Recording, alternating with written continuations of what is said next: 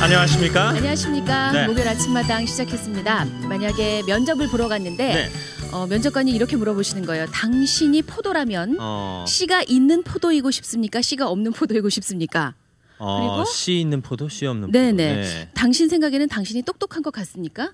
라고 물어본다면 참 당황스러울 텐데 이 실제로 있었던 문제입니다. 영국의 명문대학에서 입학시험에서 이런 문제를 물어봤대요. 참 애매하네요. 예. 똑똑한 것 같다고 잘난 척하기도 뭐하고 예. 또 저는 좀 하고 부족한 것 같이 겸손하는데도 한계가 있고. 똑똑하시잖아요. 네. 씨 있는 포도, 씨 없는 포도. 씨 없이 네, 어렵네요. 그러니까 네. 여러 가지로 이제 사고의 어떤 다양성이라든가 그런 것들을 보기 위한 거라고 하거든요. 요새 우리나라 기업이나 대학들도 다양한 면접 질문을 한다고 하는데요. 아마 정말 다양한 사고 방식 그리고 다양한 가치관 그리고 무엇보다도 가능성에 주안점을 두는 게 아닌가 싶어요. 그렇죠. 네. 그런 이야기들을 들려주실 분을 오늘 모셨습니다. 네. 자녀를 키우시는 분이라면 오늘 꼭 지켜보셔야 하고요. 만약에 자녀가 없으시다든지 다 출가시킨 분들도 나 자신을 위해서 인생을 위해서 100살까지입니다. 정말 네. 길게 보시고요. 꼭 지켜보시기 바랍니다. 아주 중요한 말씀 해주실 분입니다. 40대 교육부 장관을 지내셨던 분이죠. 서울대학교 사범대학 교육학과의 문용린 교수님 큰 박수로 맞아주시기 바랍니다. 네, 어서 오십시오.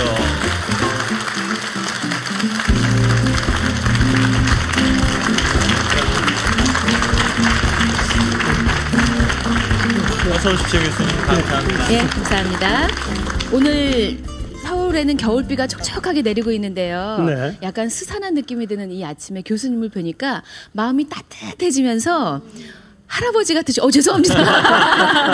아니 편안해지는 느낌. 네. 인상이 더 편안해지신 것 같으세요. 네, 요즘에 제가 손녀를 봐서 아마 특히 더 그런가 보죠.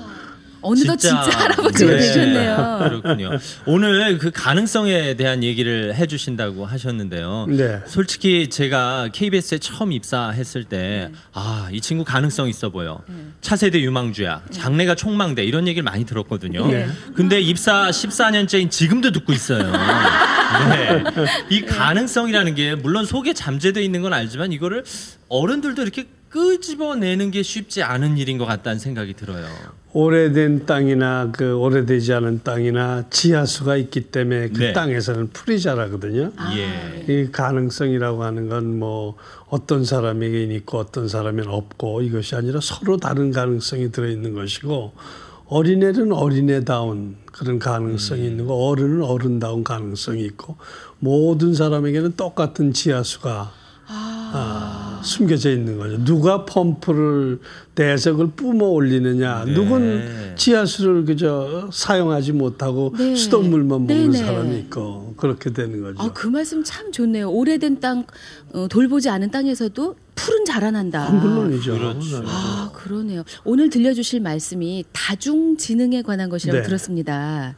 우리가 지능지수 이런 얘기는 들어봤지만 다중지능은 좀 생소한 분들이 많으실 거거든요. 그럴 거예요. 제가 아마 여기서 IQ가 얼마시죠 하면 쭈삣쭈삣하지만 나는 얼만데 이러고 계시지만 다중지능은 얼마 뭐세요? 이러면 아마 글쎄요 처음 들어보실 거예요. 그죠? 그래서 오늘 제가 그 얘기를 좀 하죠. 인간에게는 누구나 한 가지 이상 숨겨진 재능이 있고 그렇습니다. 그 재능을 키울 때 거기서는 잡초가 아니라 정말 무럭무럭 무언가가 자라날 수 있다는 이야기 오늘 기대하겠습니다. 박수로 강의 청해 듣겠습니다. 네.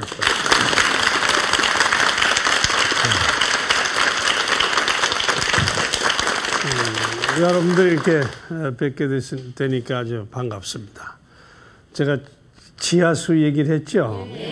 여러분 속에도 지금 아주 차디찬 그러면서도 아주 우렁찬 그런 소리로 흐르는 지하수가 여러분 내면에 있다라는 그런 가정을 좀 해야 될 것 같아요. 이제 거기에 어떤 펌프를 박아서 그 물을 끌어올리느냐 안 끌어올리느냐 이건 자기 하기 나름이죠. 제가 이런 비유를 자주 쓰는데요. 여러분들 마중물이라는 얘기 들어보셨어요? 네. 마중물, 그죠? 이른 아침에 어머니가 일찍 나가셔가지고 펌프를 틀 때 펌프물이 안 올라와요. 그죠? 지하수하고 물이 아직 펌프가 연결이 안 됐기 때문에 그때 한 바가지 물을 퍼서 펌프 안에다 집어 넣죠.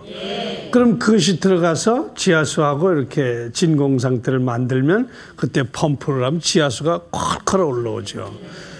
결국 이제 마중물, 누구에게나 지하수는 있지만은 이 마중물, 이게 중요하거든요. 이 마중물을 가지고 그 엄청난 지하수를 끌어올려야 되는데, 오늘 제가 말씀드릴 얘기는 바로 이 마중물과 관련된 그런 얘기입니다. 이 마중물이라고 하는 것을 우리는 이제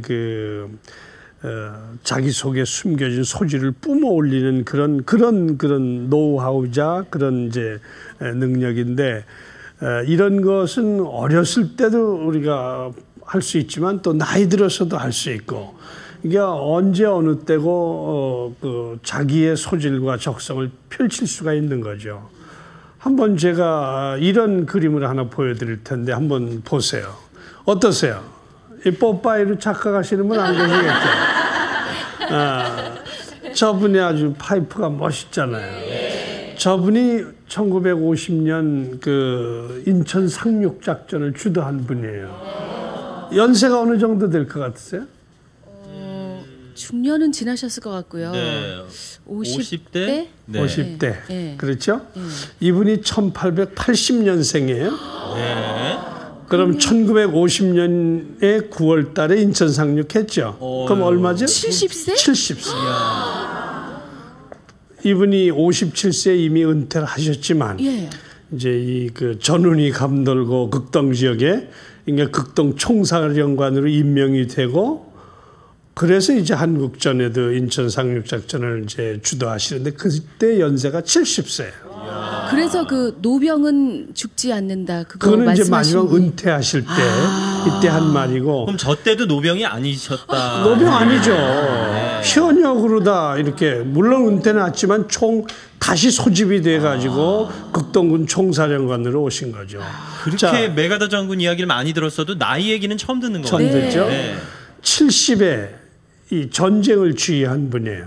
그러니까 이분도 어떻게 보면 그저 재주로다 무슨 지식으로 한 것이 아니라 그만큼 이분이 자기 온몸으로 군인다운 무엇을 할 수 있는 그 힘은 어디서, 아까 지하수 얘기를 했지만 지하수 같은 에너지가 있고 그런 열정이 있기 때문에 이런 일을 하게 되고 남들로 하여금 그분에게 이런 일을 맡기면 해낼 수 있겠다라고 하는, 그죠? 이런 신뢰를 얻는 거다라고 얘기를 할 수 있는 겁니다. 자, 제가 말씀드린 건 바로 소질과 적성을 활용해서 이 세상에서 자기가 하고 싶은 일을 하는 것. 이것은 비단 어렸을 때만이 아니라 어른이 돼서도 할 수 있는 거다. 그러니까 이분은 이런 일을 하기 위해서 70년 동안 준비를 해왔다가 70년 만에 정말로 총사령관으로서 전쟁을 수행했던 그런 일을 할 수가 있었다고 볼 수가 있겠죠. 자, 외국에만 이런 분이 있었던 것이 아니라 얼마 전에 79세 노인으로서 발명왕이 된 분 기억하세요? 김예 씨라는 분 할머니였어요. 초등학교 선생님으로 오래 계시다가 70이 넘어가지고 이분은 발명가가 되셨잖아요. 그래가지고 왜 여자분들 발로 다 이렇게 스위치를 누르면 수돗물이 나오고 안 나오고 하는 신문에 보셨죠?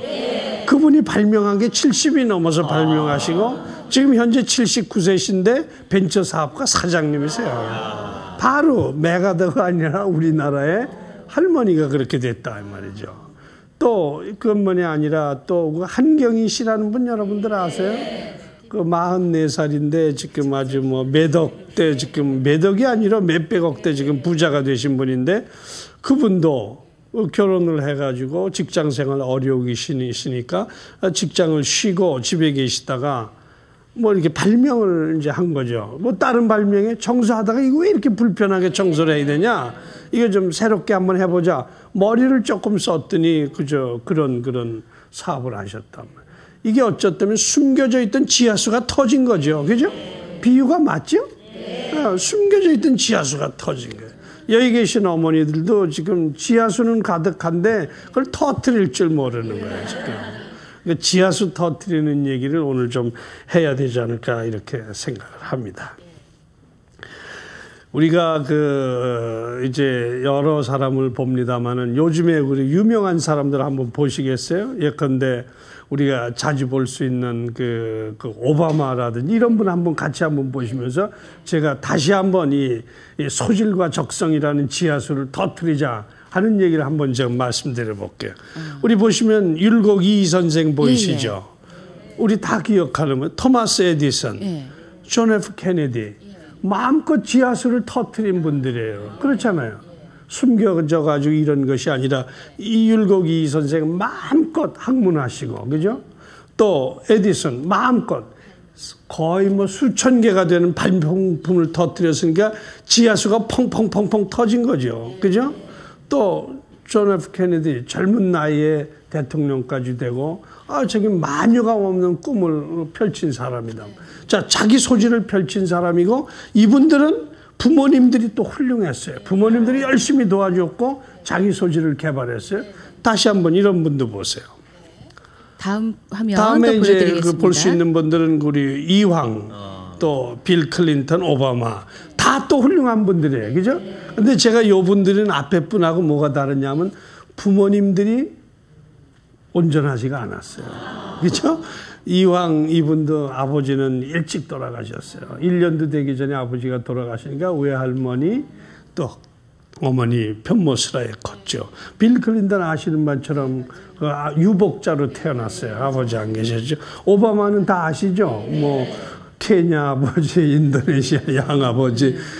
자, 그렇지만 이분들도 열심히 해서 훌륭한 사람이 됐어요. 부모님이 계셨건 안 계셨건 지하수를 터뜨린 사람인데 성공한 사람들이에요. 그죠? 그러니까 부모님 자체 유무가 중요한 것이 아니라 어떻게 해서 자기 속에 있는 지하수를 터뜨려서 그 터뜨린 지하수를 가지고 이 세상을 충분하게 잘 실현하면서 사느냐 하는 게 중요하다 하는 그런 말씀을 드리려고 이제 이런 화면을 보여주었습니다. 자, 저는 이제 이런 소질, 이런 그 적성 이런 것들을 터뜨려서 꿈을 실현해야 돼요. 그죠? 그래서 요즘에 유행하는 말이 꿈은 뭐라고 하면 이루어진다. 근데 뭐 꿈만 꾼다고 이루어지는 거 아니잖아요. 그죠? 꿈 자주 꾸는 사람이 몽상가지. 그러니까 어떤 꿈을 꿔야 되느냐 하는 게 이제 제일 중요한 거죠. 그죠?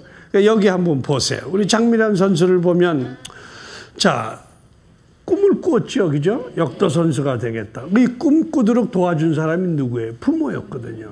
그러니까 어떻게 보면 부모님은 장미란 선수를 보면서 예수 속에 감추어진 지하수가 역도 선수라든지 이런 것으로 얘는 클 수 있겠다. 그러니까 부모가 좀 도와줬더니 이렇게 그 역도 선수로 성공할 수 있었던 거죠. 장미란 선수가 한 말을 보세요. 여기에 지하수가 꼭 나와요. 지하수라면 내 잠재력을 일찍부터 발견해서 세계적 선수로 키워진 부모님 고맙습니다. 그저 부모님 고맙습니다. 뭐 이게 아니고 장미란 선수가 그런 점에서 보면 역시 이 지하수를 알고 있는 것 같아요. 그죠? 내 잠재력을 일찍부터 발견해서 세계적 선수로 키워줬다. 이런 말 하기 쉽지 않아요. 그죠? 어머니 고맙습니다. 뭐 이런 얘기 쉽게 해도 내 잠재력을 일찍부터 발견해서 키워준 부모님. 그러니까 부모님이 자기에게 어떤 역할을 해주셨는지를 너무 정확히 아는 거죠. 이걸 다른 말로 하면 내 속에 펑펑 있는 그 잠재력을 그 지하수를 팡 틔워준 부모님 감사합니다. 이 뜻과 마찬가지잖아요. 그죠? 그래서 이제 장미란 선수도 결국 이제 꿈을 가졌던 거죠. 그 꿈을 옆에서 있는 부모님들이 또 다른 분들이 그 꿈을 이제 가르쳐 주고 꿈을 꾸도록 이렇게 도와준 거죠. 그러니까 저는 이제 꿈을 꾸는 건 좋은데 어떤 꿈을 꿔야 되느냐. 결국 내 속에 숨겨진 그 소질과 적성이 무언가 하는 그런 꿈을 꿔야 되고 그걸 발휘해서 내가 남과 다른 그래서 내가 행복하고 내가 이 세상에 의미 있는 일을 할 수 있는 뭘 할 수 있을까 하는 그런 꿈을 꿔야 그래야 이제 꿈이 이루어지는 거지 이불 속에서 꿈만 꾼다고 꿈이 이루어지는 건 아니다는 말씀을 드릴 수가 있죠. 자, 이런 한번 화면을 한번 보시겠어요? 그 꿈을 꿔서 그래서 정말 그 꿈을 실현한 사람을 한번 같이 보도록 이렇게 하시죠. 예. 우리 저 자랑스러운 박태환 선수. 야, 뭐 언제 봐도 감격스럽죠. 그럼요. 이 수영에서 금메달. 와, 정말. 이때. 아유, 아마 그 2008년에 감동이 좀 느껴지시죠? 그럼요. 잊지 못할 순간 중에 한 순간일 거예요. 그리고 왜 이렇게 잘생겼어요, 그냥. 보기만 해도 기분이 좋잖아요. 이게 잘생기고만 보세요? 죄송합니다. 기분이 좋아서요. 우리 박태환 선수의 저런 모습이 결국 꿈이 이루어지는 모습을 우리가 보는 거죠. 그러나 꿈이 이루어진 모습만 보는데 저 꿈을 이루기까지 박태환 선수가 어떤 노력을 했을까 하는 생각을 우리가 좀 해야 될 것 같아요. 그건 마찬가지로 김연아 선수도 마찬가지일 것 같아요. 김연아 선수의 아름다운 모습만을 이제 보면서 참 아름답다, 훌륭하다 이 얘기를 하는데 한번 화면 한번 보세요. 예뻐요. 그리고 갈수록 우아해지는 거 있죠. 10대인데도 어쩜 저렇게 우아한지.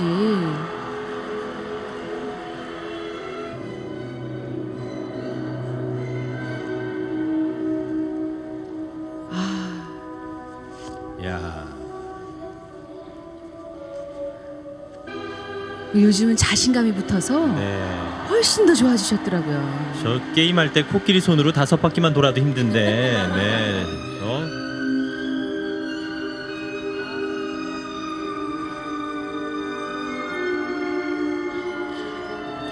기분 좋습니다. 아침에 선수들 보니까. 정말 예뻐요. 아침에 너무 멋있는 화면들을 보셨죠. 자, 꿈이 이루어진 모습을 보셨는데 사실은 저 꿈이 이루어지기까지 10년, 15년 이상의 힘든 노력의 과정이 있었고 그 노력의 과정을 한마디로 얘기한다면 지하수를 퍼올리는 과정이었어요. 거기에 마중물이 있었고, 그죠? 그게 그렇게 간단한 일이 아니었죠. 꿈이 이루어지는 과정, 그게 바로 소질과 적성을 개발하는 과정이고 소질과 적성을 잘 개발했을 때 마지막에 보이는 모습이 꿈이 이루어진 모습이다 하는 거죠. 박태환 선수는 4살 때 수영을 시작을 해요. 기관지가 좋지 않다. 그러니까 그러니까 그걸 고칠 수 있는 좋은 방법이 수영을 하는 거다. 그러니까 어머니가 4살짜리를 데리고 수영을 다니는 거. 그렇게 해서 16살 돼서야 비로소 박태환이라는 이름이 알려지기 시작. 그동안에 뭐 했어요? 계속 연습하고 지하수 퍼올리는 일을 한 거죠. 김연아 선수도 6살 때 취미로 아이가 호기심을 보이고 하니까 김연아 선수가 피겨스케이팅을 했고 그래서 16살 돼서 그러니까 10년 동안 그죠? 소질적성을 개발하기 위한 노력을 한 거죠. 그러니까 꿈이 이루어지기 위해서는 그런 어떤 소질과 적성을 개발하는 피나는 노력이 꼭 필요하다는 말씀을 좀 드려야 되겠어요. 그래서 우리 속에 감추어진 지하수, 저는 그걸 보물 광맥이라고 얘기를 합니다. 보물 광맥이라고 하는 것을 이제 우리는 개발해야 되고 그때 이제 보물과 광맥을 우리는 뭐를 어떻게 볼 거냐. 아까 IQ 말씀이 나왔었는데 그걸 이제 IQ로 그동안 생각들을 했어요. IQ가 이제 높으면 소질적성이 높다. 그죠? IQ가 그 소질적성이고 IQ가 높으면 뭐든지 잘한다 이렇게 생각을 했잖아요. 근데 사실 여기 여러분들 계시지만 IQ 높다고 공부 잘하고 IQ 높다고 모든 일 다 잘하는 거 아니에요. 예컨대 국어, 영어, 수학은 잘하는데 음악, 미술, 체육은 못하잖아요. 그죠? 또 IQ 높다고 다 IQ 높다고 높은 아이들이 그림도 잘 그리는 거 아니거든요.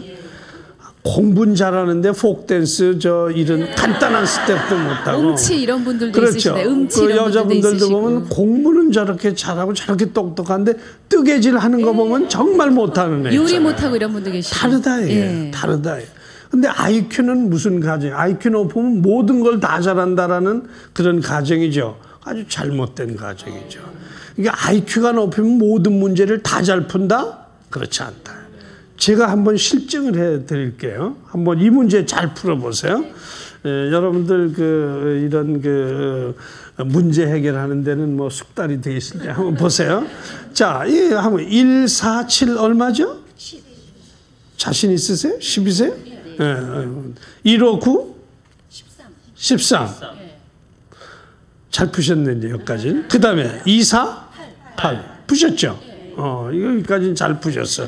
이제 한번 보세요. 이제가 중요해. 예. 자, 잘 보이시죠? 자, 뭐 간단해요. 1, 2, 3, 4, 5, 6, 7, 9, 10, 11, 12. 뭐 8이겠죠, 뭐 그죠? 간단해요. 3, 2, 3, 3, 3, 3 해놓고 3, 3, 3. 3 아니면 2겠죠, 그죠? 여기는 18, 10, 10 조금 복잡해졌어요. 자, 뭔지 알아맞힐 수 있는. 너무 어려워요. 너무 어렵죠? 예. IQ는 높으신 것 같은데. 그다지 뭐죠? 무슨 법칙이 잘 안 나오죠? 예. IQ 높은 사람이나 낮은 사람이나 이걸 맞추는데 시간을 재보면 똑같아요. 자, 제가 큐를 드릴게요. 예? 힌트를 드릴게요. 예? 1월 31일, 2월 28일, 8월 31일, 3월 31일. 어때요? 그죠? 자, 이 문제가 머리 IQ가 높으면 금방 풀겠어요? 머리하고 상관없어요. 그죠? 이 문제를 풀 때는 머리 좋은 게 중요한 것이 아니라 시야가 넓은 게 중요해요. 앞에 있는 그 수열 문제는 사실은 여러분들은 순서대로 그냥 현혹시키기 위한 거였어요. 사람들이라는 게 자기 선입관에 빠져서 실제 문제의 실체를 못 보는 사람이 많은데 사실은 우리가 부딪히는 대다수의 문제는 다 그래요. 거의 다가 머리 좋아서 푸는 것이 아니라 시야가 넓고 선입견에 빠지지 않고 새로운 시각으로 바라볼 수 있으면 풀 수 있는데 그게 IQ하고는 상관없다 하는 얘기죠. 결국 저희는 머리도 안 좋고 새로운 시각도 없고 이런 자학하고 그래요. 그러니까 그 머리 안 좋다라는 말이 사실은 정확한 말이 아니에요. 그죠? 머리 안 좋다. 그러니까 이제 제가 말씀을 드릴게요. IQ가 머리 좋은 걸 나타내는 지표가 되질 않아요. 사실은 말이죠. 이제 그런 점에서 우리는 지금 얘기한 것처럼 우리가 부딪히는 대다수의 문제의 본질이 그 IQ가 높으면 자동으로 답이 나오는 게 아니다 말이죠.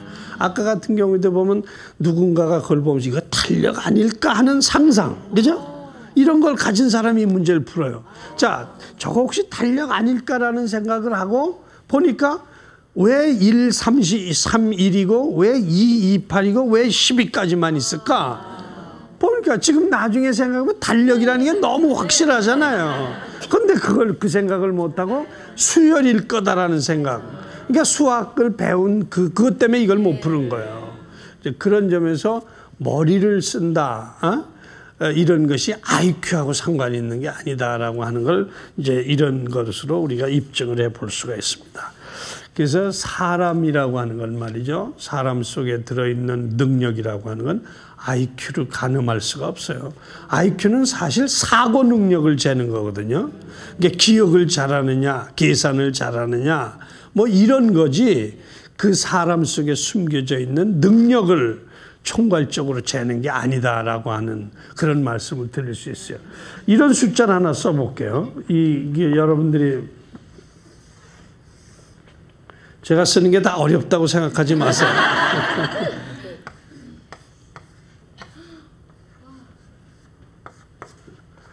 2의 1400억 승계. 대단하겠죠? 계산하려고 들지 마세요. 저게 뭐냐? 사람이 가질 수 있는 능력의 개수예요. 그래요? 사람이 저만한 능력을 가질 수 있어요. 이거를 우리가 컴퓨터로 환산하면 성능 좋은 25기가짜리 컴퓨터 100대에 해당돼요. 이게 우리 머릿속에 있는 그 뇌가 가지고 있는 기억 용량이에요. 저거 다 채울 수 있겠어요? 다 채울 수 있는 사람 아무도 없어요. 그죠? 또 저러는 능력을 우리 속에 지금, 그래서 이제 저건 지하수나 마찬가지예요. 너무 능력의 개수가 많으니까 호수 속에 있는 물과 같은 거예요. 이제 이것이 우리 능력 속에 우리 머릿속에 함축되어 있는 능력의 총체라고 보면 이제 저걸 우리는 활용해야 되는 거죠. 그죠? 저만큼 많은 것을 우리 머릿속에 채워 넣을 수도 있다는 그런 뜻도 되는 거고요. 그래서 이제 저는 이런 인간 속에 숨겨져 있는 두뇌 속에 숨겨지는 이렇게 엄청난 능력을 IQ는 7가지 능력을 재가지고 머리 좋다 나쁘다를 얘기하려고 하는 그런 개념이에요. 그러니까 IQ가 1900년 이전에는 IQ라는 개념도 없고 말도 없었어요. 1900년 들어오면서부터 어떤 사람이 보통 학교에서 공부를 할 수 있는 아이와 그렇지 않은 아이가 있잖아요. 뇌가 이제 어려워지고 이런 그런 아이를 구분하기 위해서 아주 간단하게 마련해 본 그런 어떤 문제지란 말이죠. 이걸 가지고 우리는 이제 똑똑한 사람, 똑똑하지 않은 사람을 구분하는 뭐 이런 것으로 우리는 잘못 알아왔던 거죠. 이만한 능력을 여러분들 30분 그 테스트하는 그거 가지고 여러분 속에 있는 이 능력을 테스트할 거라고 믿어야 되겠어요? 믿기 어려울 겁니다. 그래서 이제 나온 얘기가 바로 이제 다중지능이다라고 이제 볼 수가 있어요. 여러분들 아인슈타인의 IQ가 무척 높을 것 같죠? 그러나 IQ 테스트를 안 해봤기 때문에 모릅니다. 그죠? 여러분들 피카소 IQ 높을 것 같죠? 모차르트 IQ 높을 것 같죠? 근데 왜 모차르트는 음악만 잘했어요? 그죠? 또 피카소 IQ 높을 것 같죠? 근데 피카소 다른 거 했다는 얘기 들었어요? 그림만 그렸죠. 아인슈타인이 그렇게 수학자로 오니까 우리는 IQ가 높을 거다 하는데 IQ 기억력이 별로 안 좋았거든요. 그죠? 아인슈타인이? 또 아인슈타인이 이렇게 언어 지능이 이렇게 높질 않았거든요. 그럼 IQ가 높아서 그런 발명을 한 것이 아니라 아인슈타인은 그런데 취미가 있고 그런데 소질이 있어서 잘한 거예요. 아인슈타인이 가지고 있는 지하수는 모든 것을 다 잘할 수 있는 지하수가 아니라 아인슈타인의 지하수는 상대성 이론을 만들어내기에 합당한 지하수였다. 어떤 지하수는 맥주 만드는데 좋은 지하수가 있고 어떤 지하수는 우리 막걸리 만드는데 좋은 지하수 그렇게 있지 않겠어요? 여러분들 특히 음식을 만드시면서 물을 쓰잖아요. 그죠? 똑같은 물 같지만 뭐 하는데 좋은 물, 뭐 하는데 좋은 물이 있는 것처럼 마찬가지다 이게. 아인슈타인 속에 숨겨져 있는 특이한 지하수가 있었던 것이지 아인슈타인은 아주 고급스러운 물을 가지고 있었다. 다른 사람은 고급스럽지 않은 물. 그렇지. IQ 개념은 바로 그거거든요. 그게 아니다라고 하는 걸 말씀을 드릴 수가 있어요. 그래서 보면은 우리나라에도 왜 아인슈타인 같은 분이 외국에 있었던가 하면 우리나라에는 김옥균 같은 분이 있었잖아요. 그럼 김옥균 같은 분들, 이런 분들은 이런 분 나름대로 어떤 소질적성이 있었던 거고 아인슈타인대로 소질적성이 있었던 것이고 그러니까 아인슈타인은 또 서양에 태어났기 때문에 서양이라는 풍토 속에서 그런 훌륭한 사람이 될 수 있었던 거고 그러니까 사람은 말이죠. 소질을 가지고 태어나되 이 소질을 가지고 또 어떤 문화 상황 속에서 어떻게 크느냐에 따라 그 사람이 이룰 수 있는 그런 업적과 이건 다 다르다. 단지 이걸 IQ가 높기 때문에 어디 가서도 다 모든 걸 다 잘할 수 있다라고 하는 건 너무 무리한 해석이다 이렇게 볼 수가 있는 거죠. 머리 좋아도 IQ가 높아도 어떤 사람은 그것이 요리를 잘하는 데 쓰일 수 있고 어떤 사람이 그것은 수영 잘하는 데 쓰일 수도 있는 거다. 그렇다고 하면 IQ가 이제는 의미가 없어요. 소질적성이라는 차원으로 봐야 되는 거지. 그래서 제가 이제 다중지능이라는 말을 이제 여러분께 이제 소개를 좀 해드리려고 그래요. 사람 속에는 8개의 그 지능이 숨겨져 있어요. 네. IQ가 아니라 IQ로 구태여 얘기한다면 8종류의 IQ가 있다 이렇게 생각하시면 돼요. 우리는 당신 IQ 얼마야? 나 120인데 IQ 하나라는 가정하에 그냥 숫자로만 나왔잖아요. 근데 이제 요즘에 우리가 말하는 그 다중지능은 뭐냐면 단순히 사고 기능만 가지고 그 사람의 능력을 얘기할 수가 없고 그 사람이 어느 분야에 무엇을 하는 것을 좋아하는가라는 걸 전제로 그 사람의 소질을 얘기해야 된다. 자, 그렇게 하면 이렇게 보세요. 신체운동지능이라고 하는 게 뭐냐면 자기 몸과, 그죠? 자기가 생각한 대로 몸을 움직일 수 있는 지능이 있단 말이에요. 생각은 다 해요. 스케이팅 탈 때 보면 나도 저렇게 타봐야지 하는데 생각은 되는데 그걸 몸하고 연결이 안 되는 사람이 있고 저렇게 해봐야지 하면 몸이 그대로 따라주는 사람이 있다. 이게 뭐냐? 이게 신체 운동 지능이에요. 자기 몸을 마음 먹은 대로 표현하고 움직일 수 있는 사람. 무용가, 그죠? 이렇게 한번 해보면 남들이 슬픈 감정을 느끼겠지? 라고 생각이 들고 그 표정을 하니까 관객들이 정말로 슬픈 표정을 지어. 이런 표정을 지으면 남들이 아주 밝고 활기찬 그런 느낌을 갖겠지. 머릿속으로 해보니까 그렇게. 마사 그레함이나 이런 사람들이 바로 그런데 천재란 말이죠. 그죠? 요렇게 표현하면 저쪽 상대방이 어떤 생각이 들겠다, 감흥이 들겠다. 신체 운동 지능, 그죠? 그런 게. 그러니까 타이거 우즈 요렇게 치면 조만큼 가고 요렇게 치면 졸로 가겠다 하니까 머릿속에 먹은 신체 운동이 그대로 되는, 그걸 연결을 잘 되는 그런 소질을 가진 사람이 신체 운동 지능이다. 이제 자기 성찰 지능이 누구냐? 프로이드 같은 사람 아시죠? 정신분석가서. 그 사람은 상대방의 얼굴을 보고 저 사람 속에 지금 뭐가 있겠다라고 하는 걸 유추가 너무 잘 되는 거야. 나 자신도 내가 지금 슬프다. 왜 슬플까? 어제 이런 일이 있었고 그렇다고 해서 슬플까? 아, 오늘 이래서 어제 그제 이런 것이 연결이 돼가지고 나로 하여금 슬픈 마음이 들게 됐구나. 하여튼 내면을 분석하는데 천재예요. 그죠? 그러니까 우리 국어 배우다가 이상이라는 분 배웠죠. 이상이라는 분 보면 모든 얘기가 다 나로부터 시작해요. 그런 분들이 이제 자기를 성찰하는 능력이 뛰어나다. 프로이드 이상 같은. 인간 친화 지능이 누구냐? 남의 감정을 읽고 남이 원하는 걸 읽고 남을 행복하게 해주는데 특이한 재능이 있는 사람이 있어요. 간디 같은 사람. 그러니까 이렇게 인도 민족을 다스리니까 간디를 보지 않은 사람도 간디를 흠모하게 되는 거예요. 왜? 간디는 모든 사람의 감정을 읽고 그 사람 마음에 드는, 인도 민중의 마음에 들고 인도 민중이 원하는 바를 찝어주는 사람이에요. 그러니까 리더죠. 김구 선생님, 위대한 정치가나 위대한 리더들은 다 그래요. 마다 데레사도 그렇잖아요. 마다 데레사도 그런 사람이에요. 언제 가서 제가 이런 얘기를 한 적이 있고 우리 아침마당 얘기를 했더니 한 분이 그런 얘기를 해요. 우리 이금희 아나운서를 말씀을 하시면서 그분이 이게 높은 분 같다고. 왜 그러냐 그랬더니 제가요? 아마 이 화면만 보는 얘기해서 저도 놀랐는데 이게 인사를 할 때 이분은 꼭 여기가 보일 정도로 이렇게 인사합니다. 그런가 모르겠어요. 그러면서 이게 높은 분 같다 이런 말씀을 하시는데 제가 우리 이금희 사회자 두 분 이 인간 친화 지능이 얼마나 높은지 한번 내가 보여드릴게요. 자, 논리 수학 지능은 아시는 바처럼 숫자, 논리 이런 것에 관해서 아주 재주가 있고 지능이 있는 사람, 또 그런 걸 하기 좋아하는 사람이 있어요.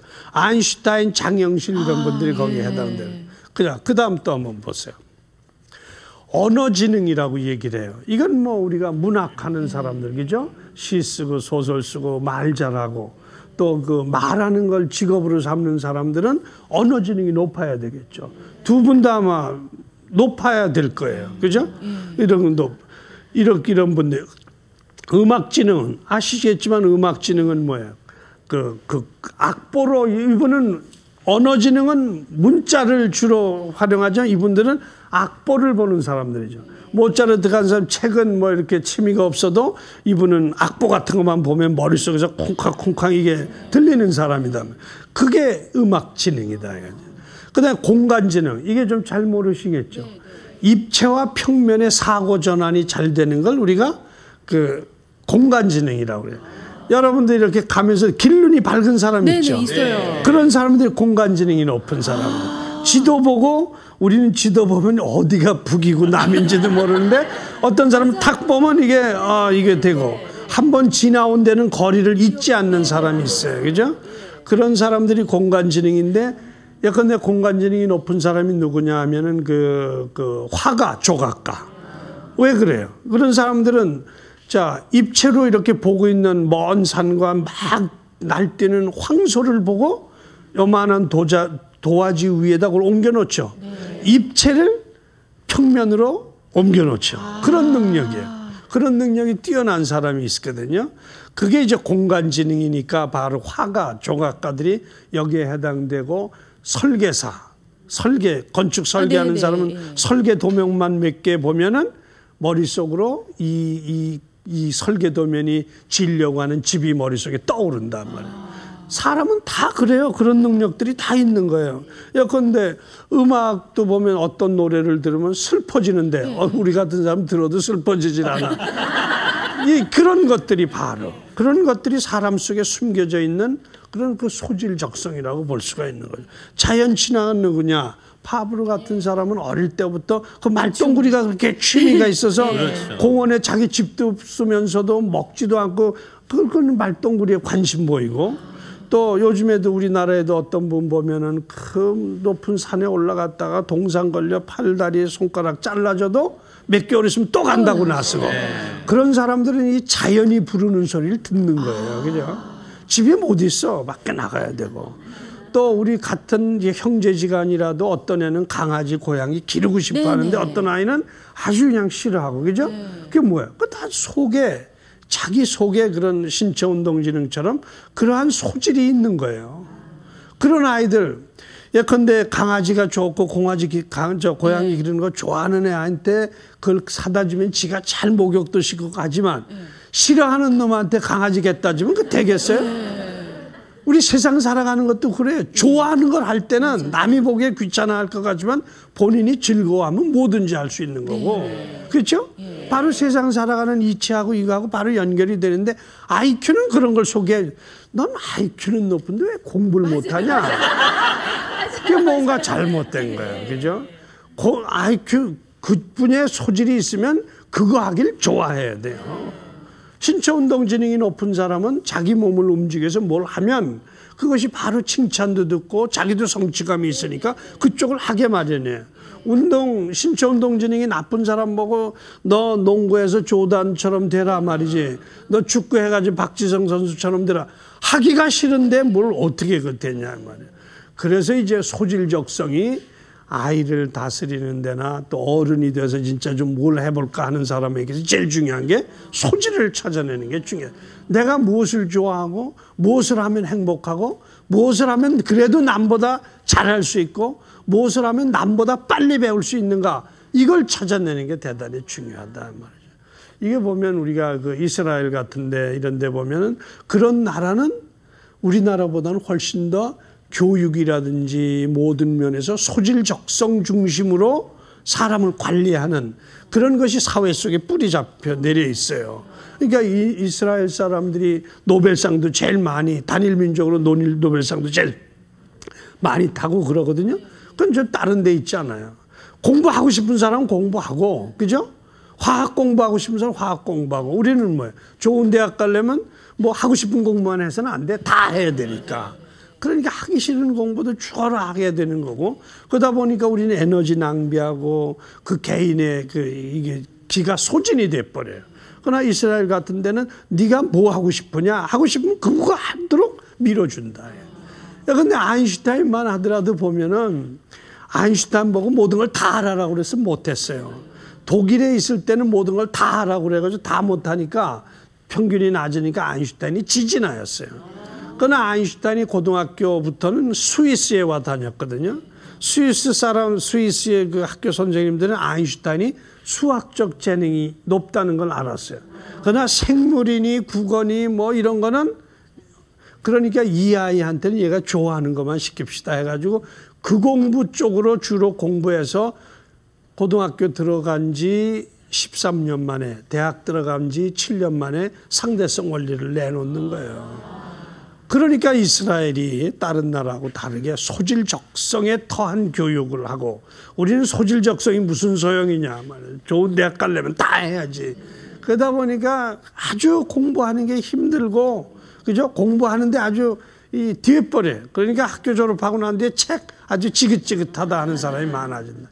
이러니까 평생을 거쳐서 책을 읽어야 자기 개발이 되는데 그렇지 않고 중도에 책에 질렸다 해가지고 책을 집어치니까 자기 개발이 안 된다.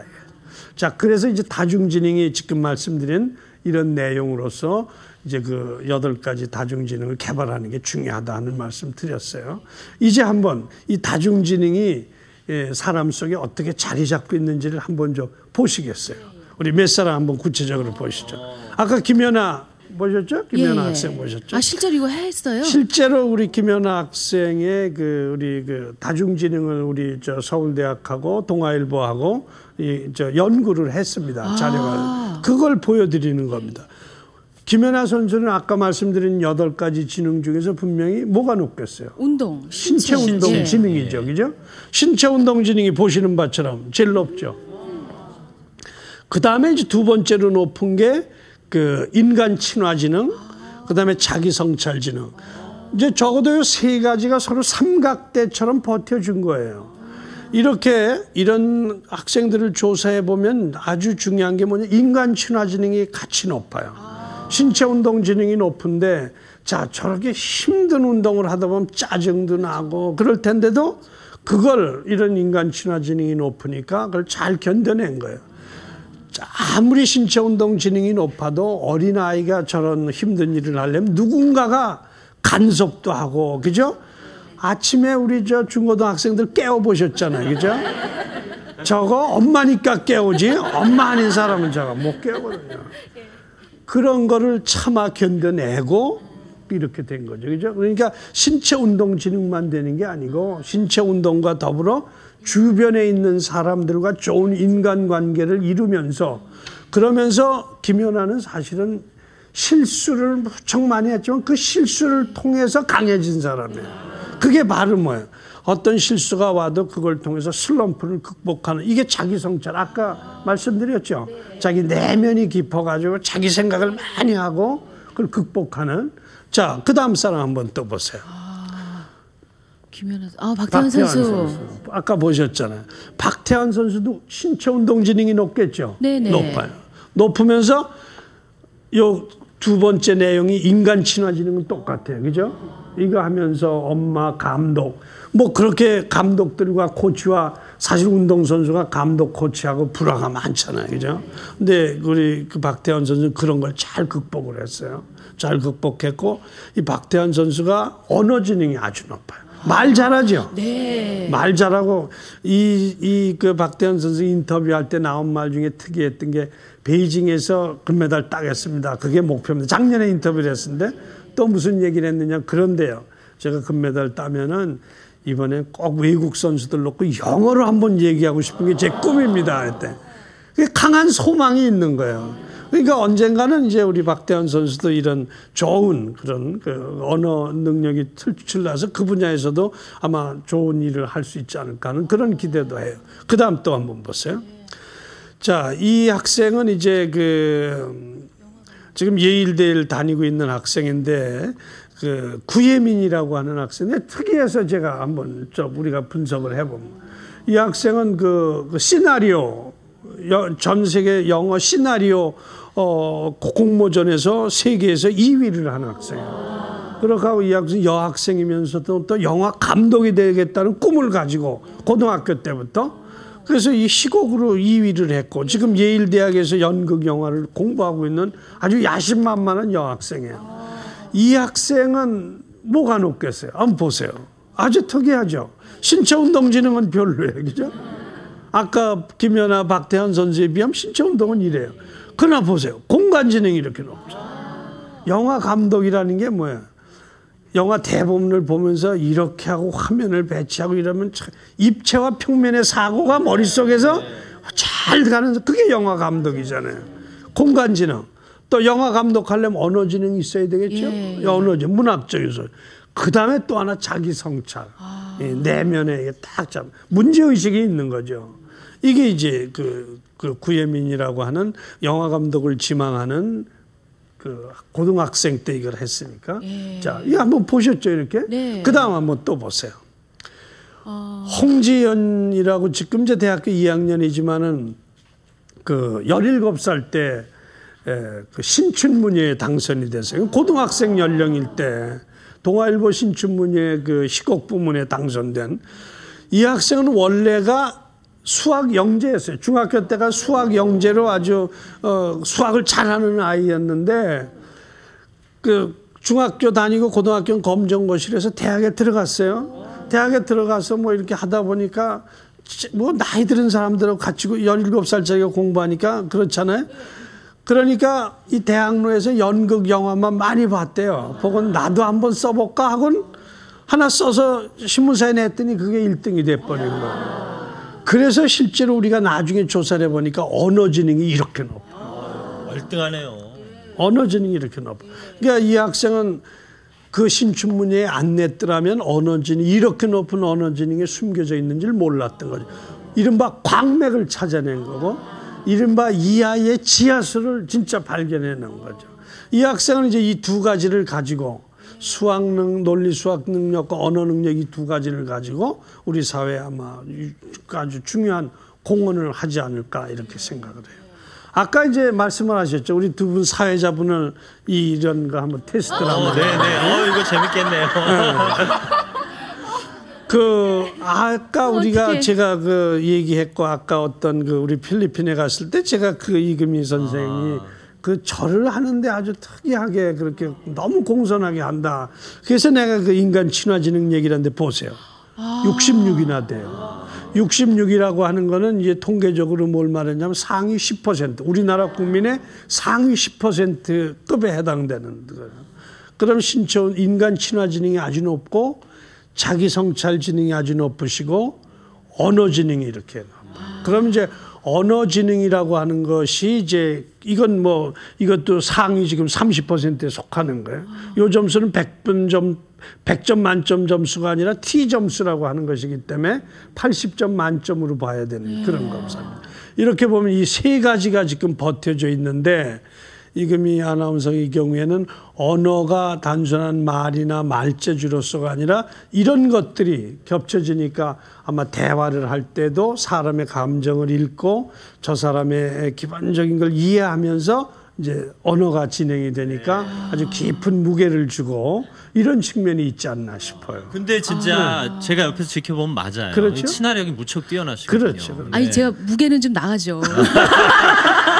자, 그다음에 우리 김재원 아나운서 한번 보세요. 제가 궁금해요. 김재원 아나운서인 경우에도 인간 친화가 결코 낮은 편 아니에요. 60이 넘어가니까. 저도요 인사를 정수리 보이게 하고 싶은데 여기 머리가 빠져가지고. 네. 그래 보면은 두 패턴이 아주 비슷하시잖아요, 그죠?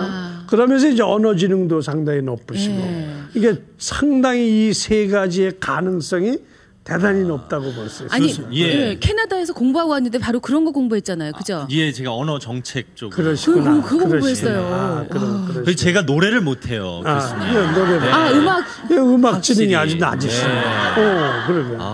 이제 노래 못하는 거에 대해서 마음이 좀 편해졌어요. 아니, 저도 길론이 진짜 어두워서 그랬어요? 10번을 가도 못 찾아가는데 왜 그런지를 알겠어요, 이제. 그러셨어요? 그게 낮으니까. 그래서 어쩐지 길론이 이렇게 어두울까 나는 바본가 봐 그랬는데 그게 아니라는 거 알게 되니까 좀 안심이 되네요. 이게 사람 속에는 이렇게 높낮이가 다 달라요. 그러니까 어떻게 보면 하느님이 주신 탤런트라고 하는 게 이게 높은 게 탤런트고, 그죠? 다 높으면 그건 하느님이 불공평한 거죠. 그러네요. 그리고 다 높을 이유가 없어요. 이 지구상에 3만 개가 넘는 직업이 있거든요. 그중에 하나를 가지고 자기 생업을 유지하는 거지. 이것저것 다 하겠어요? 아니죠. 그러니까 그런 점에서 보면 이렇게 세 가지가 삼각대를 이루는 거예요. 삼각대를 이루면서 그 세 가지를 가지고 버티는 거죠. 그죠? 궁금해지는 게 교수님, 그러면요. 많이 이거를 해보셨을 거 아니에요. 그러면 누구든 높은 게 최소 세 가지는 있는 거예요? 물론이죠. 이게 다 높거나 다 낮은 사람은 없는 거죠. 그렇죠. 그렇죠. 그러니까 저희는 이렇게 먹고 살면 되는 거죠. 저희가 저희 재능으로 잘 지금 활용을 하고 있는 거예요. 그러니까 어느 누구나 이것이 뭐 아주 높은 평균적으로 높은 사람이 있고 뭐 이렇겠지만은 높낮이가 다 이렇게 산처럼 다르죠. 그러니까 높은 거 세 개, 그죠? 이거 가지고 자기는 이제 그 삼각대처럼 유지하면서 사는 게 좋죠. 그죠? 낮은 거 여기 한 45 요 정도 되면 요 정도를 높이려고 애들을 써야 되겠죠. 그죠? 낮은 거는 높이고 높은 거는 그걸 더 높여야 되고. 그래서 자기가 이제 그 삶 속에서 유용한 그런 걸 발휘하면서 사는 거죠. 재밌네요. 이거. 자, 이렇게 해서 이제 다중지능 말씀을 쭉 드렸고, 그래서 여기 계신 분들도 아마 시간이 됐으면 우리 두 분 사회자님 분석한 것처럼 다 한번 분석을 해드리면은 나도 이런 게 있었는데 정말 내가 생각했던 나의 모습이 보이기도 하고 나는 안 저런데 하면 거길 도전을 해서 숨겨져 있는 걸 내가 지금 아직까지 발견 못했구나 하고 노력해 보실 필요도 있고, 맨 앞에 우리 메가더 보이고, 그죠? 그 발명가 할머니도 보여드리고, 그 한경희 씨도 보여드렸는데, 뭐 여러분들이라고 그렇게 못 될 이유가 없는 거죠. 그죠? 그런 자신감을 가지고 이 세상을 살 필요가 있다 하는 그런 생각이 들고요. 그래서 이제 저는 이제 마지막 이제 마무리를 하면서 이런 좀 말씀을 드리고 싶어요. 자기 자신 속에 숨겨져 있는 지하수, 그걸 자기가 퍼올리지 않으면 누가 퍼올려요? 남이 와서 내 속에 숨겨져 있는 그 펑펑 흐르는 그 지하수 아깝게 그냥 그걸 썩혀둘 수 없잖아요. 그걸 뭔가 펌프를 박아서 마중물을 부어서 그걸 끌어올려야 돼요. 끌어올려야 여러분 삶도 풍부해지고 대한민국도 풍부해지는 거예요. 그렇잖아요? 여러분들이 그 풍부한 능력을 가지고 아유 나야 뭐 이렇게 살아왔으니까 이대로 살다 죽지 뭐 이런 생각 가지고 이렇게 하실 것이 아니라 내 속에 있는 이거 그죠? 이거 내가 사장시켜버리면 대한민국의 보물이 사라지는 거다 이 생각 가져야 돼요. 자기 속에 보물이 있고 이 보물을 펼쳐나와야죠. 특히 우리나라의 많은 분들이 마음들이 따뜻해가지고 옆에 있는 사람 도와주고 싶은데 아유 뭘 내가 나서서 도와줘 그죠?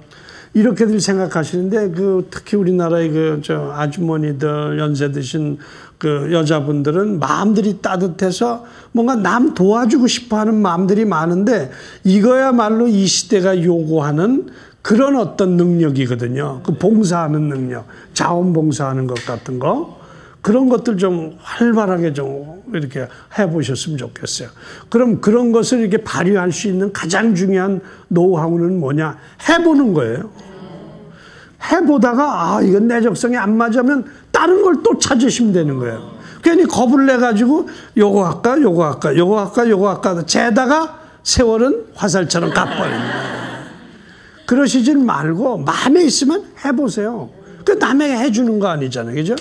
야, 근데 내가 노래 재주가 있나 없나? 내가 남들이 노래 잘하는 소리 나한테 한 번 안 하는데 나도 몰라 혹시 안 해봐서 그렇지. 노래방에 가서 며칠 동안 열심히 한번 해보고 정말 내가 생각했던 노래 재주는 없구나 하면 그건 저 노래는 접고 그럼 내가 정말 가서 남하고 똑같이 해도 남들이 칭찬하고 내가 생각해도 글쎄 남보다 내가 나은 것 같고 이런 걸 빨리 발견하셔가지고 거기로 매진하셔야 된다 하는 거죠. 그죠? 그러니까 뭐가 중요하냐. 자기 내면을 바라다보는 그런 시간을 많이 가지시는 게 중요해요. 그죠? 그동안 정신없이들 사셨잖아요. 그러나 이제 보세요. 여러분들 여기 계신 분들 100살까지 사실 거고. 그죠? 왜냐하면 기본이 80인데 자기 몸 관리 잘 하시고 건강 관리 잘 하시면 100살까지 사세요. 100살까지 다 거의 사신다고. 그러면 100살까지 뭐 하면서 살 거예요? 행복하게 살아야지. 행복한 게 뭐예요? 내 하고 싶은 일 하면서 사는 게 행복한 거다.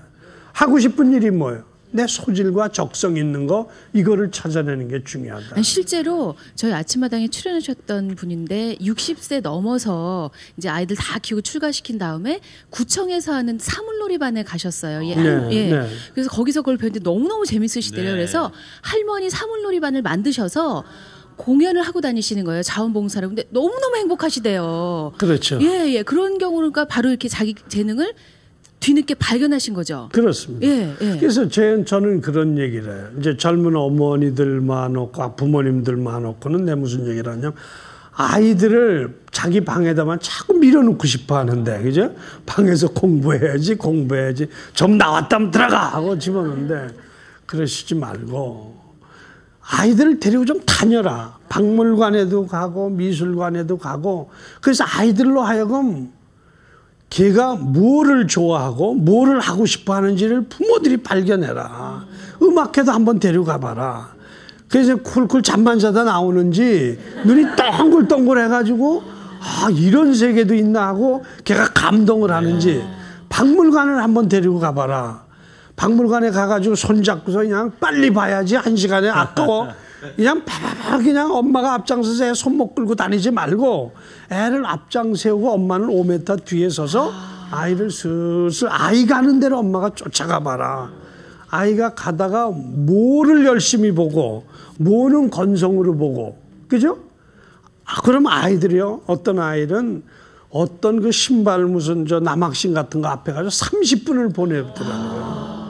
그래서 엄마가 가서 야, 볼 게 이렇게 태산 같은데 너는 입구에 있는 남학신 하나 가지고 30분 보내면 어떡하냐. 답답해 죽겠는데 내 생각이 났더래. 박물관에 일단 들어가면 엄마가 끌고 다닐 생각하지 말고 애를 관찰하라.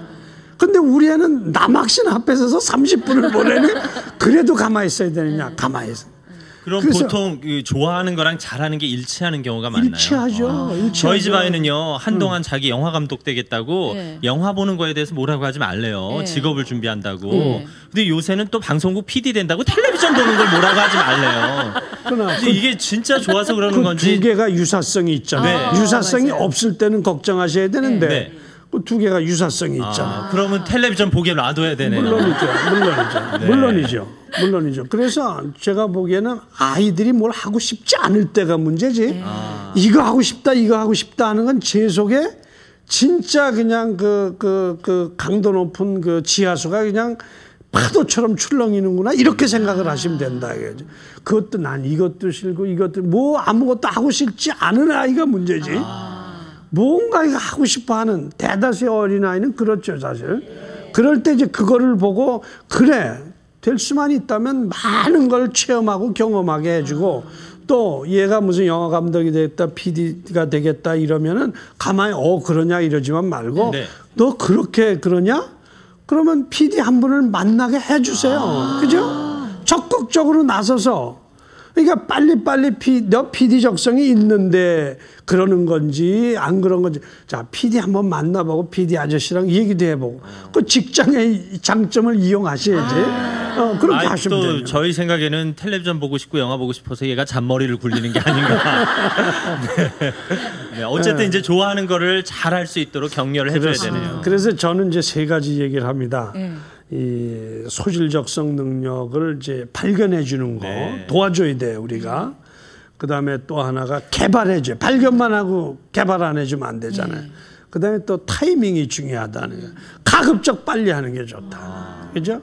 그래서 이거는 어린 아이를 가진 부모님한테도 이게 적용이 되죠. 부모님 자신에게도 적용이 되고 여기 계시는 여러분들에게도 여러분들 속에 흐르는 지하수, 그죠?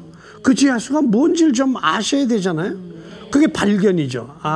내 속에는 음악에 대한 나는 남 도와주는 게 왜 이렇게 기분이 좋으냐. 자원봉사, 그죠? 나는 음악이 이렇게 좋네. 나는 중고등학교 때 못다한 꿈이 그림 그리는 건데 한번 해보고 싶네. 나는 여행을 그렇게 하고 싶었는데 여행 한번 못했네. 가만히 이렇게 좀 이렇게 자기 내면을 가라앉혀서 내가 뭐를 하면 행복하고 뭐를 하면 남보다 잘할 것 같고 그동안 내가 살아온 거를 보면은 어느 분야에 내가 그 칭찬을 많이 들었고 잘할 것.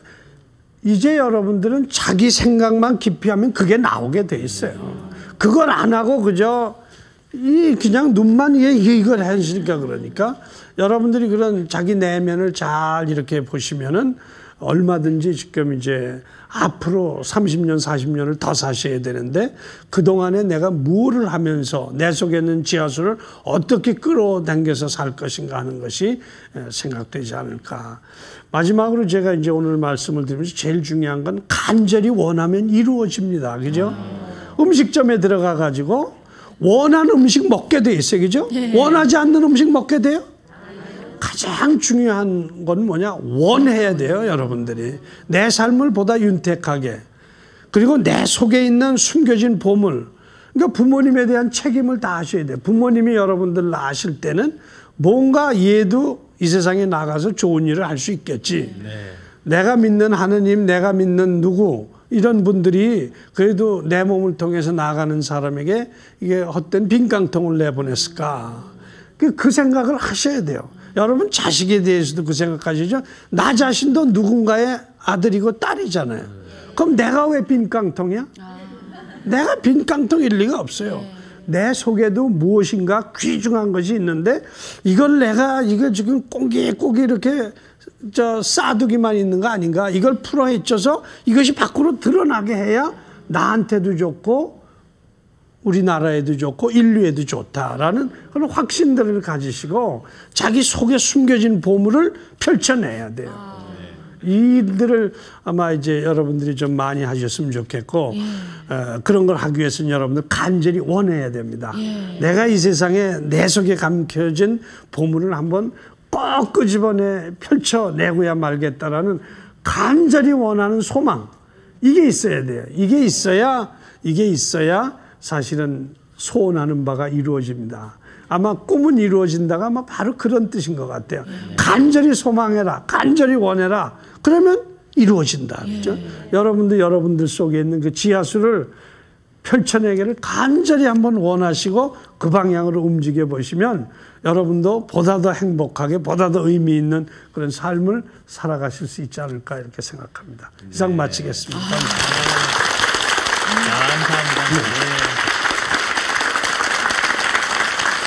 감사합니다.